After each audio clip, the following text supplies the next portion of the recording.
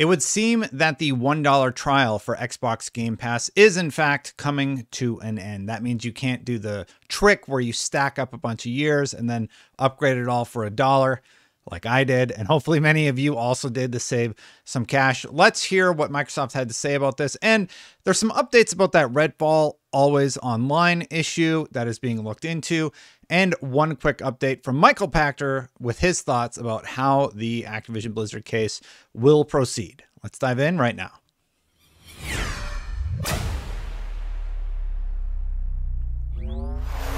So, unfortunately, the $1 trial offer for Xbox Game Pass is coming to an end.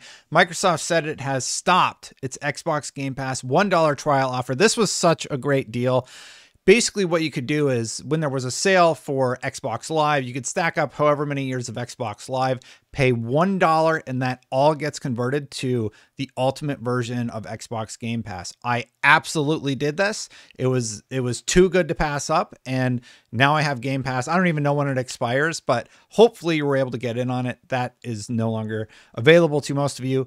Microsoft does have something to say about it, though. They said, here's what The Verge reports. Microsoft has stopped its $1 trial offer for Xbox Game Pass Ultimate and PC Game Pass. The trial has been available for years with brief periods where it wasn't always available in certain markets, and it now looks like Microsoft is considering new promotions instead.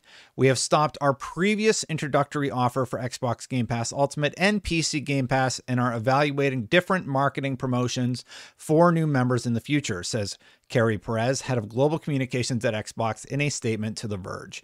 I'm bummed out about this because I thought this was a really good deal. It was a really easy way to talk about Game Pass and talk about, like, look, for $1, for years it was $1, and you were able to, for 3 months, just have access or do the trick that was available to many people and upgrade your Xbox Live to Xbox Game Pass Ultimate for $1. It was really awesome.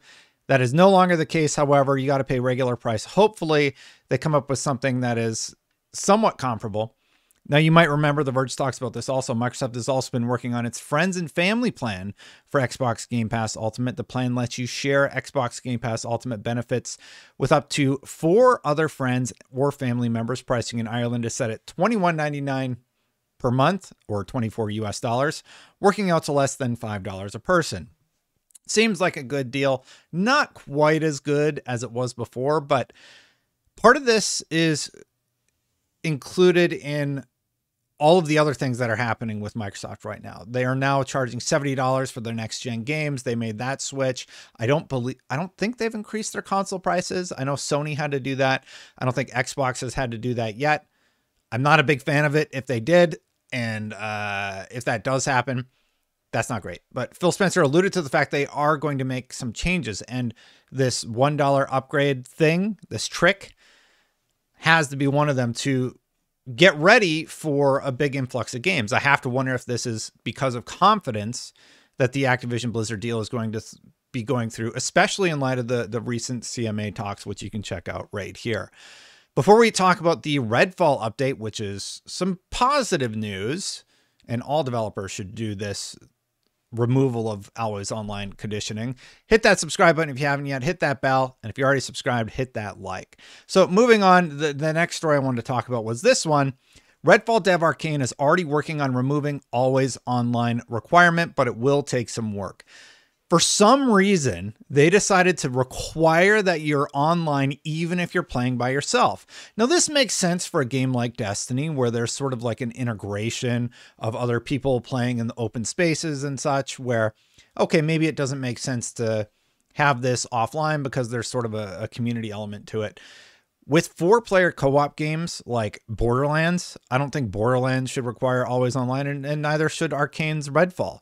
So apparently they've addressed this, and they said, in an interview with Eurogamer, Arkane's Harvey Smith has confirmed that the team has already started looking into removing this requirement. It sounds like a fairly complicated process, though, and the feature might not make it for the launch of the game. We listen, and we have already started work to address this in the future. We have to do some things like encrypt your save games and do a bunch of UI work to support it, and so we are looking into. I'm not supposed to promise anything, but we're looking into it and working actively towards fixing that. in the future. Stop doing this. Stop requiring online components to games that don't have online. I'm looking at you, Gran Turismo. Gran Turismo is one of those games where you have to be online basically to participate in a lot of the things. Why can't I do my license trials offline? Like, do you really think I'm going to grind that out when you have a 12-hour down period? Like, it's a little ridiculous. You can still access some things when Gran Turismo is offline, but Redfall having an always online requirement is just ridiculous. And just generally, developers that implement this, I just stop doing it across the board. I don't like it when Arkane's doing it. I don't like it when anybody does it. So knock it off. That's my take on the whole situation. And finally, Pachter chimed in on a thread with some people talking about, and Mueller responded to Pachter. So let's hear what they had to say about the whole Activision Blizzard case. Basically, they said, lawyer here, he believes that it will settle in the next month. FTC filed suit as a motivation to Microsoft to negotiate with them. I expect they will drop the case once Microsoft signs a legally binding consent decree agreeing to support PlayStation. Now, what's going to happen over the next few months are the EU will announce their findings. And then I believe it's either the CMA is before or the EU is before. I can't remember who comes first, but one's on the 25th and one's on the 26th of April. I believe those are the dates. It's around my dad's birthday. That's how I know. Anyway, so they're going to come to their decision. And then what Microsoft is likely going to do is present that to the FTC and be like, here are the consent decrees that we made in the EU and with the CMA. And they're the big ones. Everybody else, like China and everything, the market's much smaller there, so I think there's less of a concern. They will present those to the FTC as an option to settle the case. And the FTC is open to settling. They said that in the opening statement, but conversations are not ongoing because I imagine they're waiting for this litigation. Now, Hogue Law actually made a video that I was listening to the other day while driving, and Microsoft could do the following. If it gets approved in the EU and the CMA approves it, they don't need to wait for the FTC trial. They could still close the deal and then just say, and this is according to Hogue Law, who's a lawyer and knows more about this than I do, they could say that we're still going to close this deal and whatever happens with the FTC happens. We'll have to live with it, right?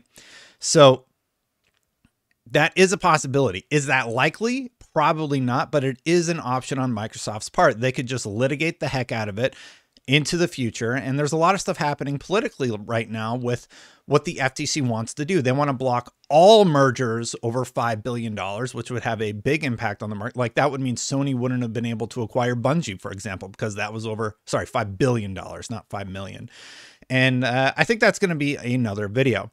Florian Mueller responded to Michael Pachter and said the following: Microsoft was willing to negotiate a consent decree at all the time. The FTC just wanted to sue for the sake of suing. That said, in my most recent blog post, I also say the FTC should now, at minimum, drop the PlayStation theory of harm. Anything less would not be rational. Well, Mueller, I don't know if you still watch my videos, but I would argue that I don't think the entirety of the FTC suit is rational. They were the first to jump to litigation in the case. They didn't even hear from Microsoft about the consent decrees they were willing to make. They're just like, no, we're going to go to court. Like they didn't even talk to Brad Smith. So the whole situation doesn't really make a lot of sense to me. Why the FTC is there. The FTC has a very flimsy case.